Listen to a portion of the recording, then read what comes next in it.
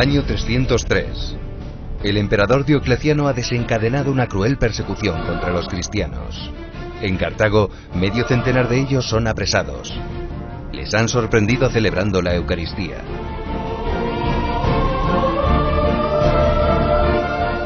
Gozosamente reciben todos el martirio por su fe en la Eucaristía. ¿Por qué apreciaban más la Eucaristía que sus propias vidas? Para ellos y para todo cristiano, esta vida mortal no es sino antesala del paraíso, del encuentro eterno y feliz con Dios. Y un anticipo de esa felicidad es la Eucaristía. En ella, el mismo Jesucristo se nos da como alimento. Sí, es un gran milagro. El Antiguo Testamento lo había anunciado con muchos siglos de antelación. Cuando Moisés liberó a los israelitas de Egipto, caminaron muchos años por el desierto hacia la tierra prometida. Para alimentarles y darles fuerzas, Dios hizo llover milagrosamente pan del cielo. Lo llamaron maná. Jesús se lo recordó a los judíos. Fue su Padre Celestial quien envió el maná a sus antepasados. Pero a partir de ahora, les dijo, el verdadero pan del cielo será su cuerpo, que Él nos dará en la Eucaristía.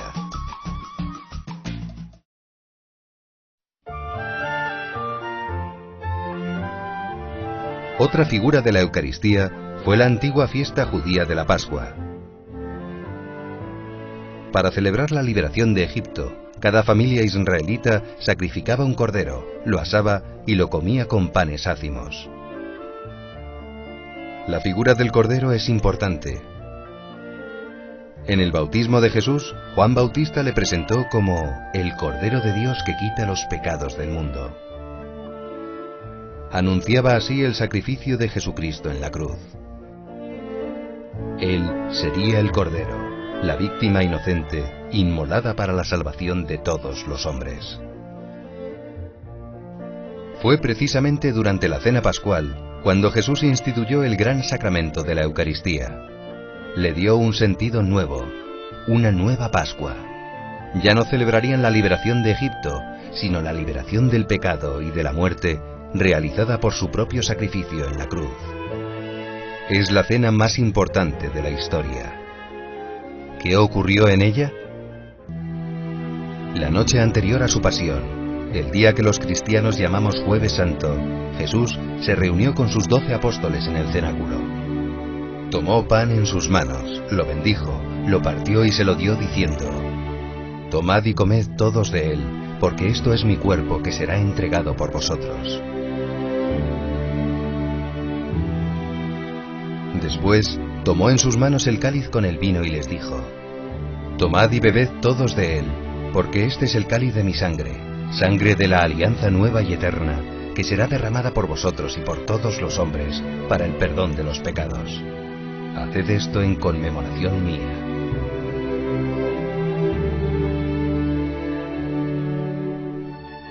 Los apóstoles obedecieron. Empezaron a celebrar aquel mismo rito, conscientes de renovar por el poder de Cristo el gran milagro de la Eucaristía realizado por el Salvador. Así ha llegado hasta nosotros. Lo llamamos Santa Misa o celebración eucarística. En ella, Cristo resucitado renueva incruentamente el sacrificio que ofreció en la cruz. En la consagración, el pan y el vino se convierten verdaderamente en su cuerpo y en su sangre. En la comunión, recibimos al propio Cristo, el Hijo de Dios. Es como un anticipo de la vida eterna.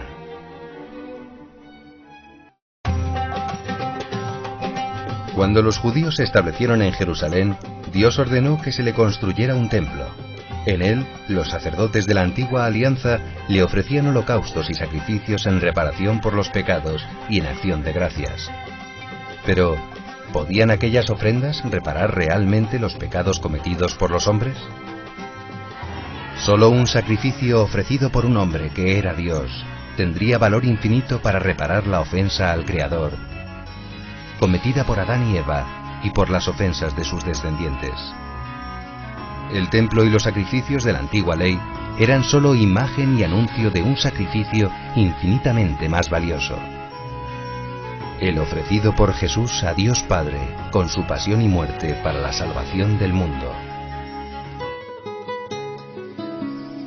En la Eucaristía se revive el sacrificio de la cruz. Jesús ofrece en ella el mismo cuerpo que entregó en el Calvario y la misma sangre que allí derramó. El sacrificio de la cruz y el de la misa son un único sacrificio. Esto es posible porque al ser Jesucristo Dios eterno, su muerte hace 20 siglos es una realidad sobrenatural que trasciende el tiempo y el espacio. ¿No hay pues diferencia entre nuestra misa y la del Calvario? Sí, pero son solo diferencias accidentales. En la cruz, Cristo se ofreció de una vez por todas, de modo cruento. Derramó toda su sangre y sufrió indeciblemente. En el altar se ofrece el mismo Jesús, pero de modo incruento, sin padecer, porque resucitó y los cuerpos gloriosos no sufren. En el Calvario, Jesús se ofreció a sí mismo. En la Santa Misa se ofrece por medio del sacerdote, que le presta su persona y habla por él. Si el sacerdote no representase a Cristo, no diría, esto es mi cuerpo, diría, esto es el cuerpo de Cristo. El principal acto de culto que podemos ofrecer a Dios es la Santa Misa. Es el centro y la raíz de la vida cristiana. Pero, ¿cómo sacar fruto de ella? Participando en ella, consciente, activa y piadosamente. Tratándole en la Eucaristía le conocemos y amamos más. Crecemos así en nuestra vida de hijos de Dios. Asistir frecuentemente a la celebración de la Eucaristía, incluso los días de diario, es un gran bien para el alma del cristiano. Al participar en ella, recibimos el tesoro infinito de la pasión, muerte y resurrección gloriosa de Jesucristo. Al comulgar, se acrecienta nuestra unión con Jesús. Él nos concede con su gracia nuevas fuerzas para vivir como cristianos. Su gracia nos limpia de los pecados veniales y nos preserva de los mortales. Además, al unirnos más a Cristo, estrecha también nuestra unión con los demás miembros de la Iglesia, pues con ellos formamos el cuerpo místico de Cristo. La comunión nos hace mejores, pero su eficacia, la gracia que se nos da, depende del grado de fe y de amor que cada uno pone al comulgar. Después de recibir un don tan grande, es natural que demos gracias al Señor y permanezcamos un rato en íntima oración con Jesús. Él está dentro de nosotros como amigo, médico, maestro y rey de nuestros corazones. La Eucaristía es un alimento que trasciende la ceremonia y encuentra su poder y su esencia en la obra mismísima de la Trinidad. Aquí están algunos de los asombrosos efectos de la Eucaristía. Primero, unión con Cristo. Al recibir a Jesús en la Eucaristía, fusionamos nuestro ser con el de Cristo. San Cirilo de Alejandría lo describía algo parecido a cuando la cera derretida se fusiona con otra cera. El viaje cristiano es el viaje para ser como Cristo, para permanecer en Él y Él en nosotros. La Eucaristía es el medio para que esto suceda. Segundo, destrucción del pecado venial. La Eucaristía destruye el pecado venial, lo destruye.